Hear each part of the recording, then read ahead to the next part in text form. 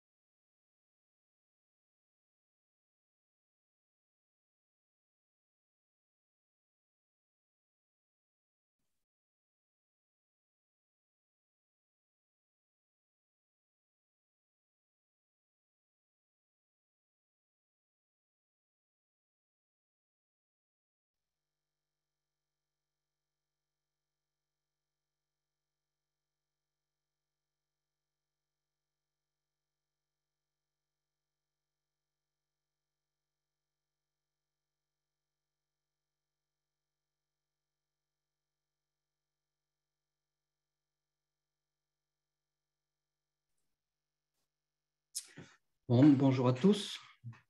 Le nombre de participants semble se stabiliser. On va attendre encore une petite minute.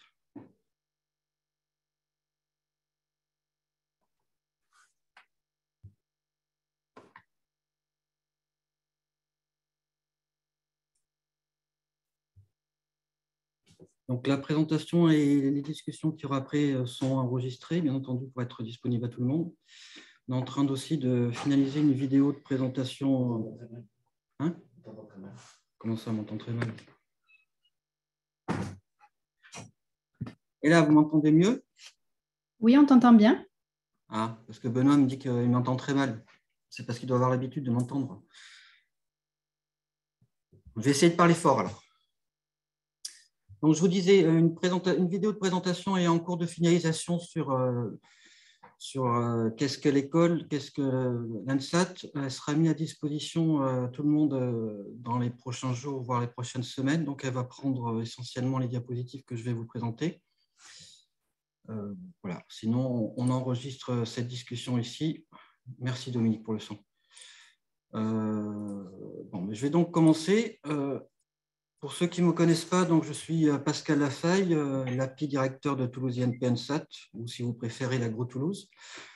Donc aujourd'hui, l'objectif c'est de vous présenter l'école, mais je vais surtout me focaliser sur la formation d'ingénieurs agronomes, en regardant les points qui différencient avec les deux autres écoles internes de Toulouse INP, c'est-à-dire la 7 et l'ANSET derrière. Donc, comme nos écoles sœurs, la 7 et l'ANSET, l'École nationale supérieure de Toulouse est une école publique du Mescri, et c'est aussi une école centenaire qui a été créée en 1909. Tous les ans, nous avons environ 860 élèves, qui ne sont pas tous des élèves ingénieurs, mais on le verra plus tard, qui sont formés par environ 60 enseignants-chercheurs, avec l'aide précieuse d'environ 60 personnels administratifs sur les fonctions support et soutien, présents au sein de l'école, mais bien entendu avec l'ensemble du personnel des services communs et centraux de Toulouse INP. L'ANSAT a une particularité, c'est que nous n'avons qu'un seul diplôme d'ingénieur, celui d'ingénieur agronome certifié par la CTI, et cette particularité se fait aussi au niveau des ministères, puisque nous en avons deux, donc le MESRI et le ministère de l'Agriculture et de l'Alimentation. Le campus de l'ANSAT se trouve au sud de Toulouse. On a deux parties, une au niveau le principal d'environ 4500 m² de bâtiment à Hausseville, Tolosane. Le second au niveau du centre INRAE de Toulouse, avec un bâtiment en bas de la photo de 2500 m² environ. Donc avec l'INRAE, le lycée agricole d'Hausseville et l'École nationale supérieure de formation de l'enseignement agricole, nous formons ce qu'on appelle l'agrobiopole. Donc ensemble, avec les quatre structures citées, on travaille actuellement sur comment transformer notre environnement, notre territoire, un site, le campus de l'agroécologie et des transitions agri-alimentaires, sur plusieurs dimensions, bien entendu la dimension formation, du lycée au doctorat, mais on travaille aussi sur la dimension recherche et sur une dimension démonstrateur pour et vers le monde agricole. Nous avons les mêmes grands réseaux que la 7 et l'ANSET, c'est-à-dire la conférence des grandes écoles et la conférence des directeurs des écoles françaises d'ingénieurs. Notre particularité, c'est que nous sommes aussi membres de l'Alliance des écoles agrovéto, avec lequel on a aussi l'INRAE et le CIRAD. Donc, au sein de cette alliance, on travaille sur des questions communes qui concernent la communication, notamment sur les métiers d'ingénieur agronome. On travaille aussi sur l'international, sur la recherche, le numérique, par la mise en commun de ressources et de formation.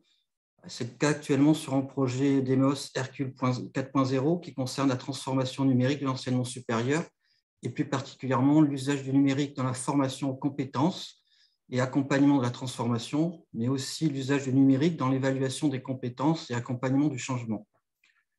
Nous avons aussi une association d'anciens avec près de 5200 ingénieurs agroactifs, qui est l'Agro Toulousain.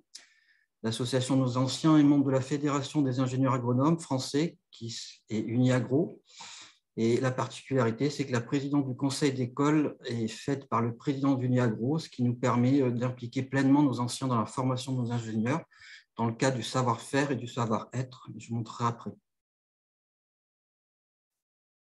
Ce lien étroit avec les professionnels peut aussi être illustré au sein de l'école par la présence de 3 chaires industrielles formation-recherche. La première que vous avez au centre, qui est la chaire INFAC, est en lien avec les grandes coopératives agricoles et concerne l'innovation dans les filières agricoles et agroalimentaires pour la qualité et les territoires. La seconde, la chaire Germéa, concerne les nouvelles formes d'organisation économique et sociale de la production agricole. Et la troisième est une chaire de la SURA-AXA sur l'écologie et le fonctionnement des montagnes. Et cette chaire nous permet d'accueillir un professeur allemand, Dirk Schmiller, au sein de l'école pendant 5 ans. Donc, nous formons donc principalement des ingénieurs agronomes. Alors, pour ceux qui ne connaissent pas, l'agronomie, c'est une science qui concerne 2 grands aspects. l'aspect de l'agriculture avec les productions végétales, animales, l'aménagement des sols, l'environnement, la gestion, le financement agricole, mais aussi tout ce qui concerne la transformation alimentaire. Donc, pour résumer, en fait, de la fourche à la fourchette. Et la finalité de l'agronomie, c'est d'obtenir de façon efficiente des produits sains, fiables et utiles pour la société. Et ça tombe bien, puisqu'aujourd'hui, et notamment à cette heure-ci, il faut bien manger. Donc, dans ce cadre, la particularité de notre école, c'est son objectif premier de former des ingénieurs agro qui sont capables de nourrir la planète tout en protégeant les terres pour les générations futures.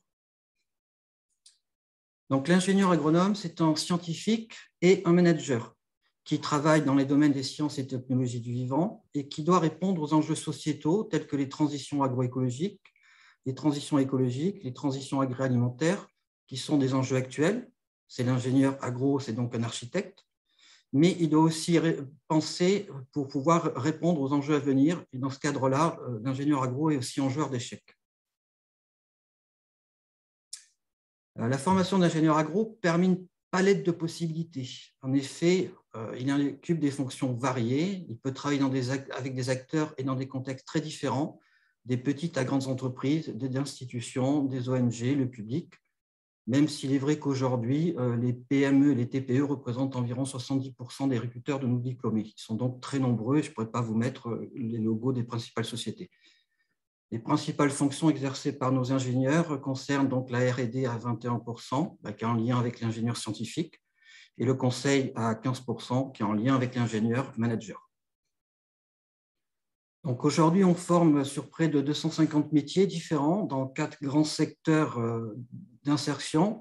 Donc bien entendu, tout ce qui va concerner le secteur de l'agriculture, auprès d'un tiers, de l'agroalimentaire auprès d'un quart, mais on va aussi trouver les secteurs publics et de services et l'environnement.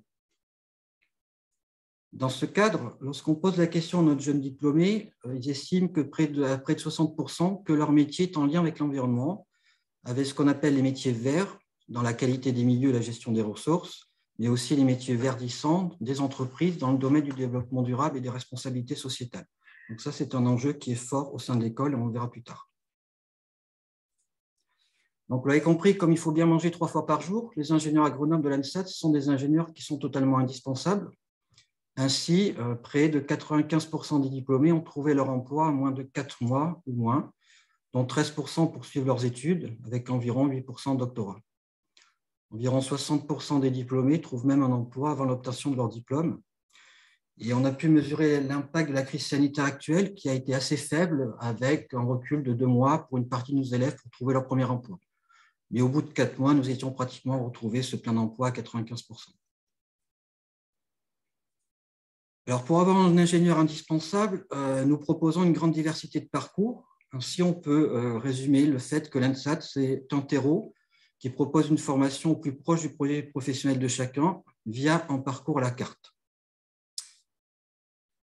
Mais avant ce parcours à la carte, les 3 premiers semestres, donc la première année et puis le début de la seconde année, c'est un parcours commun qui permet d'amener les élèves à un même niveau académique. Et ce parcours à la carte, au choix, se fait essentiellement à partir du semestre 8. Alors, la formation qui est dispensée à l'école est structurée selon une approche par compétences. Ainsi, pour toutes les années, nous avons 2 types d'UE, avec ce qu'on appelle les UE ressources qui vont alimenter les UE projets. L'acquisition des compétences repose sur des projets interdisciplinaires qui sont acquis lors des UE projets, qui sont inspirés de situations professionnelles que rencontrent les ingénieurs agronomes lorsqu'ils sont en emploi. Des enseignements spécifiques variés apportent les UE ressources qui sont nécessaires à la réalisation de ces projets. Les ressources sont des connaissances et méthodes à vocation disciplinaire. Tous les semestres, nous avons 2 UE projets qui alimentent donc cette formation. Alors, les UE ressources concernent 4 grands champs disciplinaires qui sont mobilisés dans la formation d'agronome. Alors, bien entendu, on va retrouver les sciences agronomiques et environnementales et les sciences agroalimentaires, mais on va aussi retrouver les sciences de l'ingénieur et du numérique, comme l'informatique, les mathématiques, mais en dernier point aussi, les sciences économiques, sociales et de gestion. Ces champs disciplinaires, ça définissent nos principaux départements, qui sont plutôt des départements à vocation pédagogique, car ils ne portent pas, au contraire de l'A7 et l'N7, un diplôme spécifique, car je vous rappelle, on n'en a qu'un seul. Alors, sur le diaporama que je laisserai, puis vous avez le lien ici, il ne fonctionne pas bien, donc on ne va pas le regarder. Vous pourrez voir la vidéo de Jeanne, qui est une ancienne élève de l'école et qui peut vous expliquer concrètement ce qu'est l'approche par compétences en vidéo. Alors, cette approche par compétences est définie, excusez-moi, est définie par 4 compétences qu'on appellera des compétences scientifiques et 3 compétences qui sont des compétences managériales, donc un lien avec l'ingénieur scientifique et l'ingénieur manager. Et donc, ces compétences répondent aux besoins des entreprises. Sur ces 2 exemples qui concernent les projets de première année, on peut illustrer 4 compétences. Donc, en première année, ils vont produire, analyser en vin, c'est-à-dire que les étudiants vont produire du vin, participer au vendage, des vendages et à la vinification, puis valider le produit fini grâce à des analyses biologiques, sensorielles et finalement du marketing. Donc, ici, ils vont mobiliser 2 compétences, produire et valider.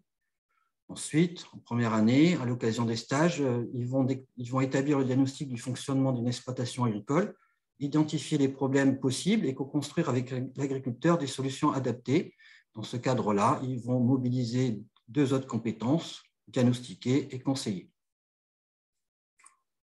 Illustrer les 3 autres compétences qui sont mobilisées dans l'école en bas de la diapositive. Donc, par exemple, communiquer, ça pourrait être Emma, qui est chargée de mission environnement et qui doit restituer les résultats d'une concertation régionale autour des usages de l'eau. Gérer, ça pourrait être Isabelle, qui est chargée de responsabilité sociale des entreprises et qui doit déployer la norme ISO 26000 au sein de différents sites de sa coopérative. Enfin, concevoir, ça pourrait être Solène, qui est ingénieure de recherche et qui développe des outils bioinformatiques pour évaluer la diversité génétique microbienne du sol et développer la productivité de nos cultures.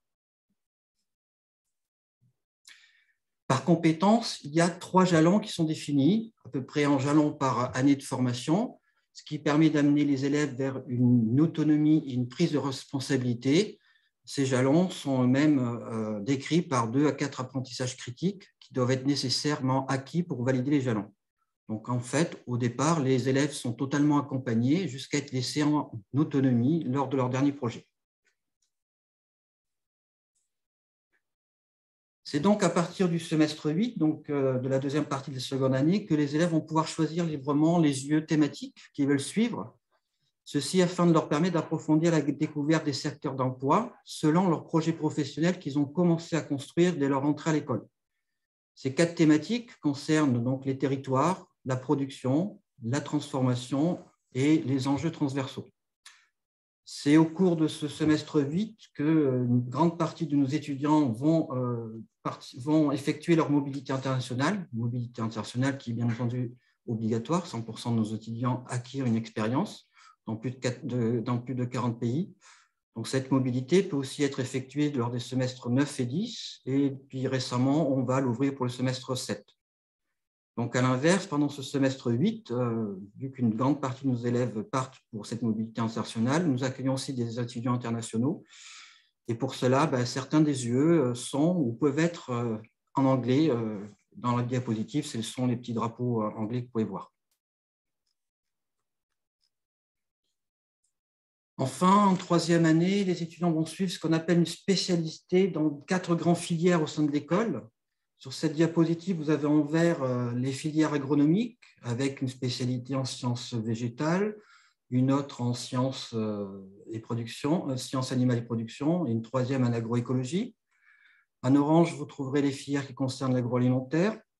En bleu, vous trouverez les filières en environnement, telles que la géomatique. Bon, c'est normal parce qu'on est sur Toulouse. On va avoir le génie de l'environnement qui est partagé avec l'A7 et l'A7, donc pour nous plutôt vers le monde industriel.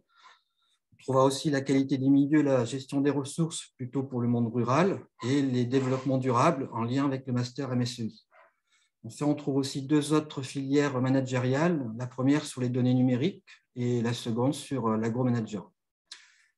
Et il faut bien comprendre que si ces spécialisations enseignées à l'école ne répondent pas pleinement au projet professionnel de chaque élève, ils ont la possibilité de suivre une spécialisation de 3e année dans une autre école de Toulouse INP ou l'école partenaire du site toulousain ou encore dans les autres écoles agronomiques de France. Et même si cela ne permet pas de répondre vraiment à leur projet professionnel, ils peuvent tout à fait nous proposer d'autres types de formations en troisième année, comme par exemple des masters recherche sur leur projet professionnel lié à la recherche. Alors, ces spécialisations, en fait, enseignées à l'école, sont en lien étroit avec les compétences de nos enseignants-chercheurs et dans les laboratoires dans lesquels ils exercent leur activité de recherche. Nous en avons 6 qui sont associés soit au CNRS ou à l'INRAE. Nous avons le laboratoire d'INAFOR sur tout ce qui concerne l'écologie forestière, l'écologie du paysage, la géomatique. On a le LRSV qui concerne les sciences végétales au sens large. On a ensuite AGIR pour tout ce qui va être l'agronomie, l'agroécologie, mais aussi les sciences économiques, de gestion et la sociologie. En bas, sur la diapositive, on va retrouver le laboratoire d'écologie fonctionnelle et environnement qui porte son nom pour les thématiques, une équipe du LGC sur l'agroalimentaire et le laboratoire GENFI sur tout ce qui va concerner les systèmes d'élevage. Pour la petite histoire récente, on avait un laboratoire GBF sur la génomique et la biotechnologie des fruits qui a fusionné avec le RSV l'année dernière. Et dans un futur récent, il y a une réflexion aussi pour la fusion du laboratoire d'écologie fonctionnelle et environnement avec un laboratoire EDB à court ou moyen terme. Donc, nos laboratoires ont une renommée d'excellence. Juste pour l'illustrer, si on regarde les indicateurs de production des établissements de recherche universitaire du dernier rapport de l'HCERS, qui concerne pour Toulouse INP, ce rapport place les publications dans les disciplines de la biologie appliquée et de l'écologie, c'est-à-dire les disciplines de l'ANSAT, parmi celles qui sont les plus citées sur la période 2014-2019, c'est-à-dire avant les 2 fusions que je vous ai parlé, entre GBF et l'URSV et potentiellement entre le laboratoire LEF et EDB à court terme. Si on revient sur la formation, donc au cours de leur formation, l'élève de l'ANSAT va être au moins pendant 10 mois en entreprise sur les 3 années. Première année, 3 périodes de 2 semaines de stage en exploitation agricole, 10 à 12 semaines dans une entreprise de son choix la seconde année et 6 mois lors de son projet de fin d'études en 3e année. Une des particularités de l'ANSAT, c'est la forte proportion d'élèves qui font une pause dans leur formation académique, donc juste après le semestre 7, c'est-à-dire juste après le tronc commun. Ils sont aujourd'hui 60% à faire une année de césure pour sortir de leur confort quotidien, avec 2 principaux objectifs. Le premier, c'est de pouvoir découvrir le monde afin de voyager, de se perfectionner en langue. Et le second, c'est de continuer à développer son projet professionnel pour pouvoir faire des choix plus tard dans sa formation, lorsqu'ils auront le choix en S8 et en S9, en testant des entreprises, en testant des filières et en testant des métiers. Donc là, ce que je vous ai présenté, c'était la formation d'ingénieur sous statut étudiant. On a aussi une formation par apprentissage, mais qui mène exactement au même diplôme et qui est dans la même logique de l'approche par compétences, avec les mêmes compétences scientifiques et managériales. La grande différence, c'est qu'on a une double formation, une formation académique essentiellement basée sur les UE ressources et une formation professionnelle en entreprise qui est essentiellement basée sur les UE projets et les émissions, même si cela n'est pas totalement cloisonné. Alors, nos apprentis ont une formation... Excusez-moi, nos apprentis ont des missions qui évoluent tout au long de leur formation. Donc, comme vous pouvez le voir sur la gauche de la diapositive, avec des missions ou des projets qui s'échelonnent sur les semestres. En fait, l'objectif, c'est de les amener d'un niveau technicien vers un niveau ingénieur. Ils ont une formation assez spécifique la première année où ils sont séparés des FIS, puis ils sont progressivement intégrés dans la formation sous statut d'étudiant, avec lequel ils partagent exactement les mêmes spécialisations lors du semestre 9. Donc, si vous avez envie de faire un apprentissage à l'ENSAT, je vous laisserai regarder la vidéo où Adèle nous présente son quotidien derrière. Partant de là, d'où proviennent nos élèves? Aujourd'hui, on a environ 170 élèves sous statut étudiant et 30 élèves sous statut apprenti. La première source de recrutement, c'est le concours commun aux écoles agronomiques et vétérinaires, ce qu'on appelle le concours du SCAV, avec le concours AEB et ATB qui concerne les classes préparatoires aux grandes écoles, et des concours plus spécifiques au niveau licence, BTS, BTS agricole, DUT, ainsi que le concours d'apprentissage. Mais comme la diversité, c'est la source de la résilience du système, nous sommes vraiment un terreau sur cette diversité. Nous avons donc d'autres sources d'admission avec des élèves qui proviennent de la prépa des INP, de la passerelle PACES, des admis sur titre diplôme étranger. On a actuellement 7-12 diplômes. Et à partir de la rentrée prochaine, on aura des admis sur titre sur diplôme français. Donc à l'école, nous n'avons pas que des élèves ingénieurs, nous avons aussi des étudiants d'autres formations, tels que le master MSEI des écoles de Toulouse INP. Nous avons 4 masters 2 co-accrédités avec UT2 Jean Jaurès ou UT3 Paul Sabatier, qui sont en lien avec la géomatique, l'environnement, les sciences végétales ou l'agroalimentaire. Et 2 de ces masters, celui en sciences végétales et celui en environnement, sont intégrés dans 2 écoles universitaires de recherche. L'ANSAT, c'est aussi un des 5 centres français qui forment au diplôme national d'œnologie, en étroite collaboration avec la faculté de pharmacie de Toulouse et nos collègues de la CET. La spécificité de cette formation ici à Toulouse, c'est que depuis cette rentrée universitaire, la formation sur 2 ans est uniquement en alternance. Enfin, nos laboratoires accueillent en fonction des années entre 50 et 100 doctorants. Voilà. Alors, où on se situe dans les classements aussi, vous avez les classements de 2022 des écoles d'ingénieurs du vivant, puisque c'est ce qui nous concerne nous. L'ANSAT fait partie du top 5 et se place parmi les meilleures écoles pour l'excellence académique, la proximité avec le monde professionnel, l'insertion de ces diplômés, leur ouverture internationale et les activités de recherche. Une grande particularité à l'ENSAT, vous le verrez si vous regardez la vidéo d'Adèle, c'est que nous poussons les élèves à être au cœur de leur formation via notamment l'introduction de nombreuses controverses qui sont choisies avec eux. Mais c'est aussi le cas pour 2 thématiques qui sont importantes pour l'école. Donc, dans cette diapositive, vous avez illustré la première thématique qui concerne la place des femmes dans le milieu professionnel. En effet, cette question est centrale car selon les années, les jeunes femmes représentent à l'ENSAT entre 2/3 et 3/4 des élèves. Ainsi, des conférences sont organisées pour mettre en lumière des femmes au parcours divers et inspirants et qui doivent inspirer nos jeunes étudiantes. Et depuis cette année, nous mettons aussi en place des ateliers avec des agros pour détecter les inégalités femmes-hommes au travail, pour déconstruire les préjugés et leur apprendre à mieux négocier leur salaire et éviter ces écarts malheureux qui existent en fonction de genre lors du premier emploi. Les élèves à l'ANSAT sont aussi au cœur de notre démarche environnementale. Nous sommes la première école avec une association étudiante et personnelle qui est dédiée au développement durable. Ce sont nos élèves qui nous ont amenés à être la première école d'agronomie française certifiée ISO 14001 pour son management environnemental. Ce sont aussi eux qui nous ont amenés à notre restaurant universitaire à être le premier Crous national labellisé Mon Resto Universitaire. C'est encore eux qui nous poussent à passer au label DDRS. Et enfin, c'est aussi eux qui accompagnent nos laboratoires dans la démarche Labo 1.5 afin de mesurer l'empreinte carbone de notre activité de recherche.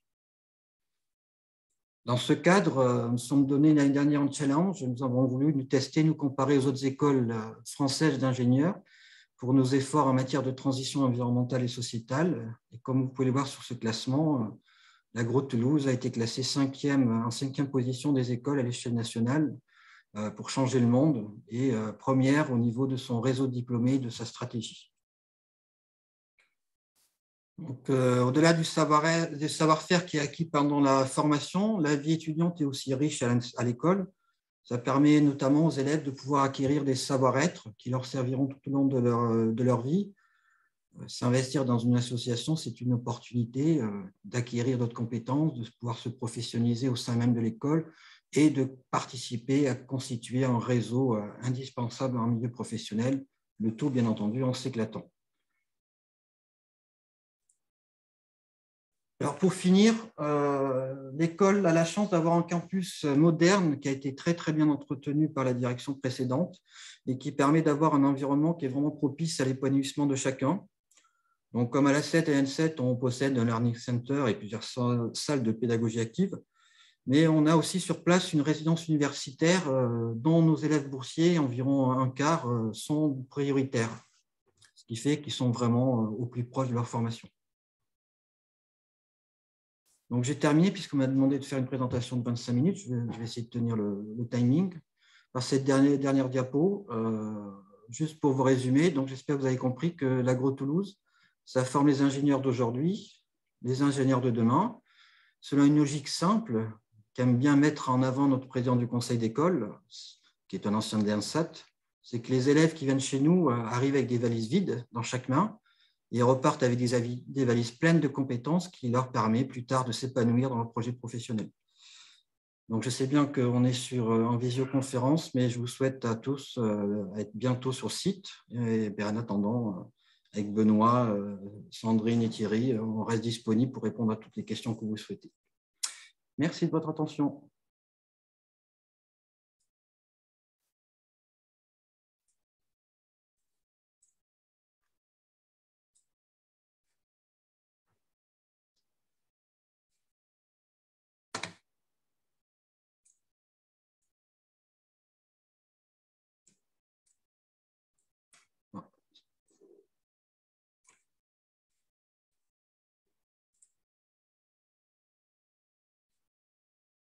Bon, si vous n'avez pas de questions, je peux en poser tout seul, moi.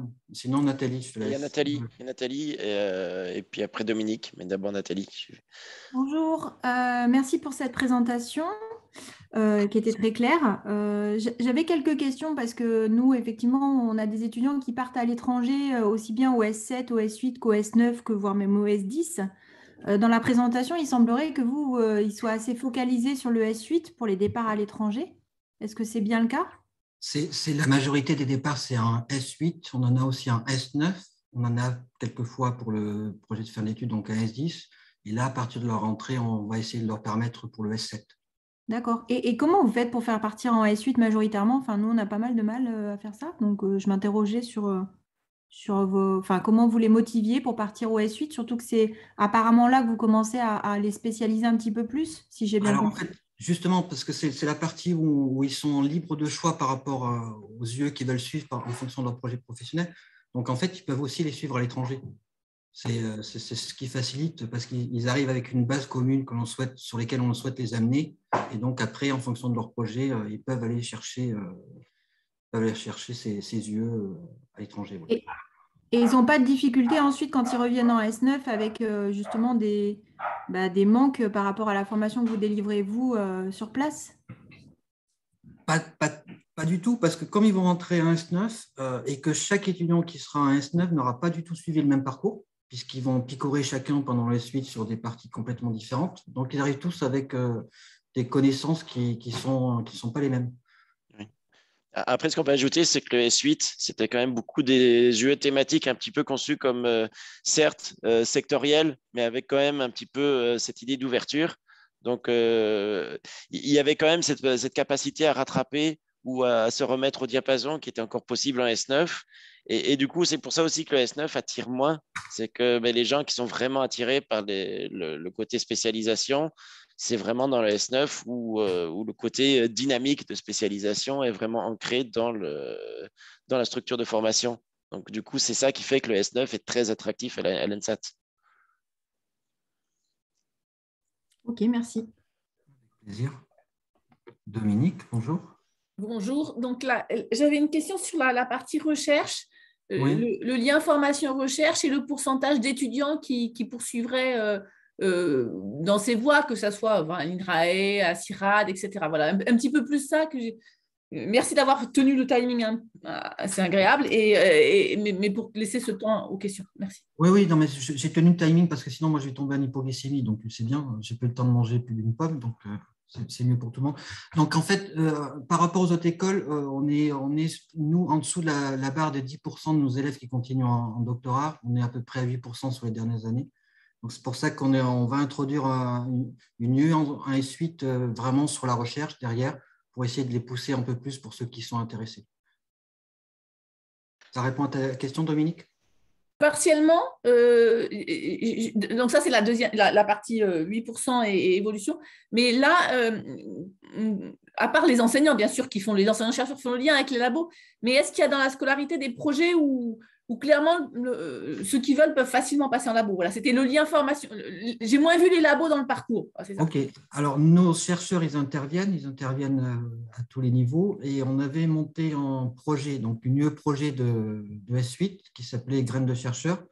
Et là, elle est mise en stand-by parce qu'avec la partie sanitaire Covid, les laboratoires ont un peu de difficulté d'accueillir nos élèves au sein des laboratoires. Mais par contre, on les a sur une autre UE CIV. Benoît, je ne me rappelle plus en quelle année c'est.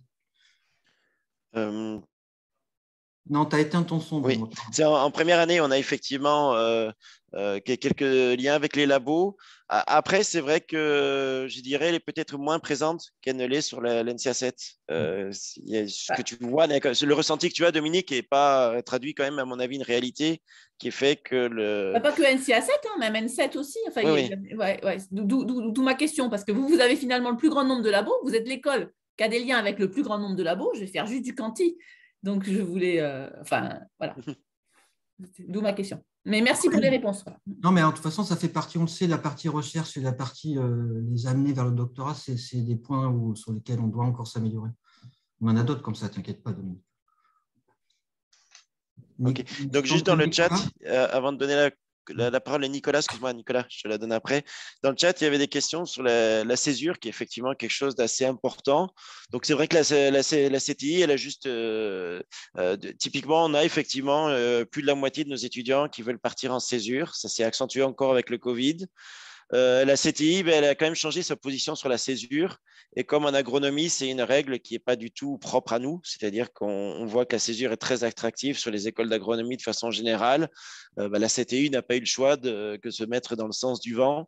Mais c'est vrai que comme on a des experts qui viennent de certaines écoles d'agronomie, je pense que sur la césure, ils sont peut-être un petit peu plus larges d'esprit que ça peut l'être dans d'autres champs disciplinaires. Donc, Nicolas. Oui, avant de poser une question, j'ai une remarque à faire par rapport au discours qui a été fait. Il est très clair. Mais moi, ce qui m'a un peu surpris, c'est la façon de présenter l'école en disant, contrairement aux autres écoles, on a un diplôme. Contrairement aux autres écoles, les étudiants ne savent pas piloter ces choses. Enfin, moi, ça m'a gêné parce qu'aujourd'hui, si je compare par exemple à l'N7, l'N7 est aussi gros que 2 départements d'N7. Et donc, finalement, si on avait présenté que le département 3EA ou que le département SN, on aurait pu tenir exactement le même discours. Entièrement d'accord. J'ai essayé de poser les points qui sont différents entre nos 3 écoles. Et donc, oui, on est plus petit, donc on a moins de diplômes, c'était normal. Ce n'est pas que nous, on n'est pas capable d'intégrer. On a un champ… non. Ça n'a rien à voir. Ce n'est pas comparatif. C'est juste, on n'a qu'un diplôme, voilà. Et c'est parce qu'on est aussi plus petit derrière. Il n'y a aucun souci là-dessus. Okay. Alors moi, par contre, c'était sur parce que finalement, les étudiants commencent à se spécialiser à partir des suites. Par contre, vous avez parlé de projets en première année et deuxième année. Est-ce que tous les étudiants suivent les mêmes projets? Est-ce que c'est eux qui proposent les projets? Est-ce que c'est des projets tutorés? Est-ce que vous pouvez donner 2 mots sur ces projets sur les projets, je vais laisser la main à Benoît. Ok. Donc, c'est les projets, la plupart sont pour tous, avec quand même un niveau de personnalisation. Donc, le projet 20, il est pour tout le monde. Les projets donc, autour des exploitations agricoles, donc chacun choisit son exploitation agricole dans laquelle il fait 6 semaines de stage, mais l'exercice, c'est le même qu'ils font tous à titre, cette fois-ci, individuel. Après, donc, au niveau des projets donc, de conception en ingénierie du vivant ou du projet partenarial, là, ils sont par groupe et en fait, ils vont quand même choisir des thématiques. Et puis, dans le projet partenarial, aussi un commanditaire qui va faire qu'on aura quand même un niveau de personnalisation du projet assez fort. Mais je dirais, on est toujours dans cette logique au maximum que tous les étudiants fassent le même projet avec éventuellement une part de choix, une part de groupe qui fait qu'effectivement, ça s'individualise, mais on veut quand même que ces projets restent communs parce que c'est aussi là-dessus qu'on évalue les compétences qui font un petit peu la trame de la formation du dispositif de formation par compétences. Ok, merci. Marc. Donc, merci pour votre présentation très claire. J'ai une question qui est particulièrement pertinente par rapport au département sciences du numérique de l'ENSET, où nous, on va dire que la grande majorité de nos étudiants vont faire des métiers de conception de nouveaux systèmes, de nouveaux, où un client, que ce soit interne à l'entreprise ou externe, va souhaiter qu'on résolve un nouveau problème. Et donc, c'est vraiment plutôt du conceptuel et très peu d'opérationnel. Je vois que dans les métiers que vous offrez à vos élèves, le spectre est beaucoup plus large. Et je me posais la question un petit peu de la part d'élèves qui vont être plutôt sur de la conception de nouveaux systèmes, de nouveaux produits, de nouveaux équipements. Alors, bon, le spectre est tellement large dans votre domaine que c'est difficile de le quantifier. Et par rapport à ceux qui vont plutôt intervenir dans du pilotage, dans de l'amélioration de choses existantes, c'est quoi? C'est un tiers, deux tiers? C'est comment ça se passe? Vas-y, Je peux Benoît, te répondre explique-moi. une première approche, c'est en regardant en fait les types de métiers en sortie de diplôme. C'est un thermomètre qui est très imparfait à ta question, mais au moins ça donne des chiffres. Tout ce qui est donc métier de la R&D de façon générale, c'est à peu près à peine 25% de nos flux sortants, sachant qu'après, comme justement le spectre est large, ça va faire qu'il y aura un peu plus de 10% en production, un peu plus de 10% sur les métiers de la qualité, un peu plus de 10% sur les métiers de marketing-vente, un peu plus de 10%, enfin non, un peu plus, là on est plutôt à 15-20 sur les métiers du conseil. Donc effectivement, la part, on va dire, de métiers vraiment liés à la conception, alors c'est pas exactement ce que j'ai dit, mais peut-être que le thermomètre à 25% n'est pas une image si mauvaise par rapport à ta question. C'est 25% R&D, oui. Oui, non, mais c'est pour arriver à comparer un peu entre ce que nous on fait. Nous, on est un peu caricatural, sciences du numérique déjà par rapport aux autres collègues. Merci. Non, vous n'êtes pas caricatural, ne vous inquiétez pas. Merci. Nathalie? Oui, j'avais une autre question là qui me vient suite aux différentes interventions là. Dans la formation là, comme disait Dominique, le lien effectivement avec la recherche, on le voyait un petit peu moins. Est-ce que vous avez des gens qui sont CNRS, chercheurs CNRS et pas enseignants-chercheurs, j'entends, qui interviennent dans les formations? Nous, on en a quand même pas mal en troisième année qui interviennent. On en a, mais beaucoup moins que vous. On en a sur site, donc qui voient les étudiants en longueur de temps, qui participent, mais on en a moins que vous. Et au niveau industriel, est-ce que vous avez des industriels qui donnent des cours dans la formation? Est-ce que vous avez une idée de la proportion un petit peu dans la formation qu'ils occupent? Alors, Benoît me contredira, mais de mémoire, on est autour de 20%. 20%, donc c'est beaucoup quand même. Plus en dernière année qu'en première année. Enfin, ça grandit. C'est pareil chez nous. Ouais, et donc, j'ai vu que vous aviez pas mal aussi de choses effectivement autour de la gestion, du management de projet, etc. Est-ce que ces choses-là sont faites par des gens d'autres écoles? Je pense à, par exemple, TBS, TSM, ou est-ce que c'est des gens qui Alors, c'est on qui a fait ces- 6 enseignants-chercheurs qui sont en sciences économiques, en sciences de gestion et en sociologie, qui sont dans le laboratoire Agir, donc qui encadrent toute cette formation. On a une PAST gestion de projet qui va gérer toutes les parties gestion de projet, les projets PEPART notamment qui est derrière. Et après, on a une série de coachs qu'on fait venir pour nous aider et compléter ce groupe d'enseignants. Donc, des coachs, en fait, c'est des vacataires, c'est ça que vous C'est prenez des professionnels dont leur métier, c'est la gestion de projet ou la communication et qui viennent intervenir chez nous. Et qu'on essaie de sélectionner pour être sur nos disciplines. OK. Et c'est vrai que c'est une particularité importante qu'effectivement on ait vraiment cette équipe de SHS qui soit appuyée sur des thématiques de recherche en lien quand même avec l'objet, donc soit l'objet sociologie des mondes ruraux, soit l'économie, effectivement des filières agricoles, sur des questions de sciences de gestion. Donc il y a effectivement un vrai ancrage aussi recherche des parties SHS chez nous. Ça, c'est quand même une particularité qu'il faut quand même souligner. D'ailleurs, ils portent 2 de nos 3 chairs. Hein. Oui, Bernard. Avec plaisir. Il faut mettre le micro, Bernard, pardon.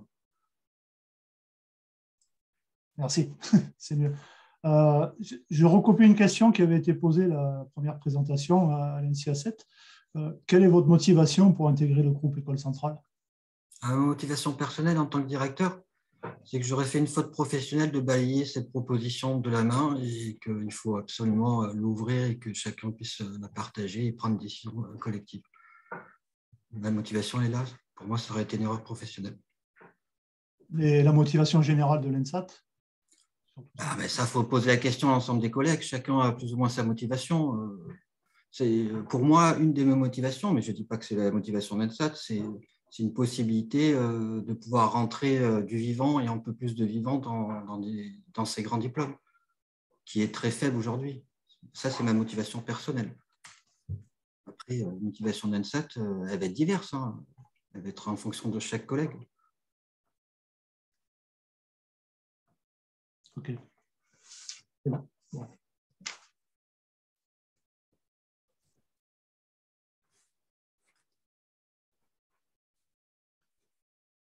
Est-ce que vous avez d'autres questions?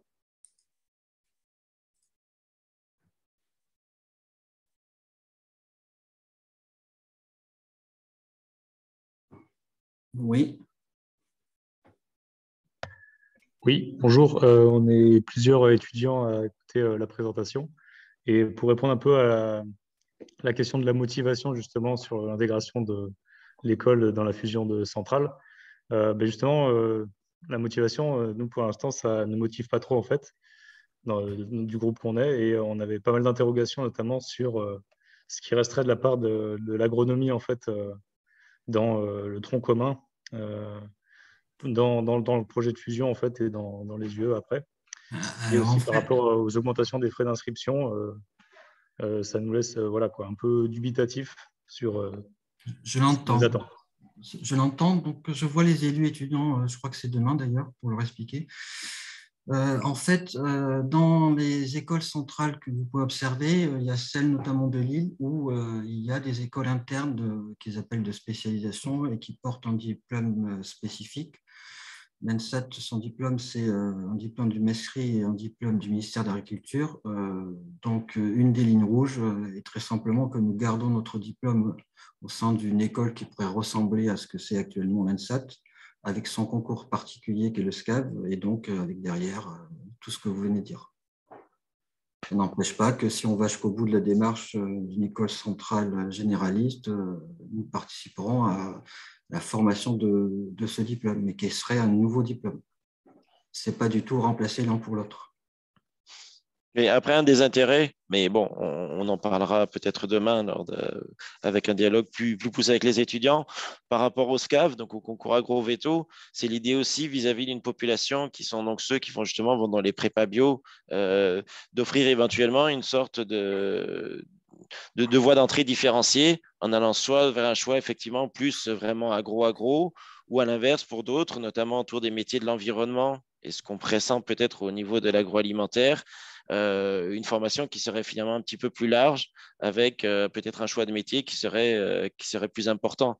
Donc là, je parle un petit peu dans nos motivations, un petit peu propres dans ceux qui sont dans le projet, mais ça peut aussi être un des éléments pour lesquels on a un peu voilà, on étudie avec bienveillance ce projet de centrale au niveau de la direction, mais qu'on est vraiment dans une phase d'instruction. Oui, tout à fait. Et juste pour le dernier élément, c'est en fait, il faut savoir que les écoles centrales ont des entrées sur le concours du SCAV. Hein, ils ont 60 entrées là, à partir de l'année prochaine. Et AgroParisTech, bon, pas cette année, mais parce que ça a été reporté, mais dans les années prochaines, ils vont aussi avoir des entrées sur les concours centraliens. Donc, en fait, ça commence à se mélanger déjà au niveau des concours. Nicolas? Oui, je réagis par rapport à ce que tu viens de dire, Benoît. C'est pour bien comprendre, j'entends l'aspect qui est agro avec la double, on va dire, tutelle des ministères et que ça resterait, que pour vous, c'est un élément clé, que ça reste une entité à part, donc ce serait peut-être école de spécialité. Mais par rapport à ce que tu disais, c'est la possibilité qui est aussi une formation plus transverse, donc là, qui impliquerait les autres écoles, c'est-à-dire qu'un bout de l'ENSAT serait intégré dans Centrale, parce qu'une école associée, ce n'est pas Centrale, c'est juste dans l'Institut Central, c'est juste pour comprendre. C'est une des possibilités. En fait, c'est tout le périmètre de notre diplôme et tout le périmètre de l'école est à travailler ensemble. De toute façon, on est tous dans le même établissement, donc ça n'empêche pas que moi, je puisse enseigner chez vous, dans notre école ou dans un autre diplôme. Voilà, c'est vraiment le périmètre qu'il faut réfléchir ensemble. Et qu'est-ce que nous, qui sommes dans les sciences du vivant, peuvent vous apporter et qu'est-ce qu'on peut faire ensemble derrière? Tout ça, c'est à réfléchir en fait.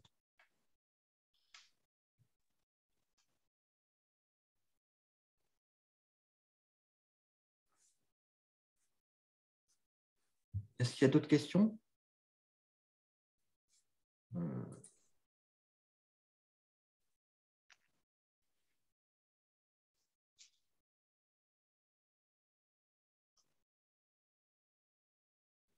Bon, mais s'il n'y a pas d'autres questions, on va aller manger, s'alimenter ou partir dans les activités pour les autres. En tout cas, merci d'être présent. Vous venez quand vous voulez, l'ANSAT, parce que virtuellement, ce n'est pas pareil qu'en réel. Donc, à bientôt et bonne journée à tous.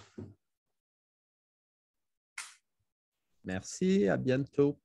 À bientôt, Marc.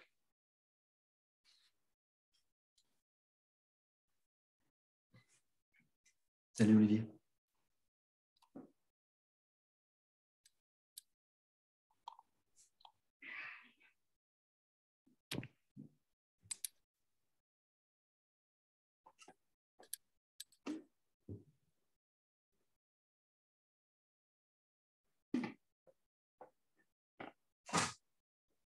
Bon.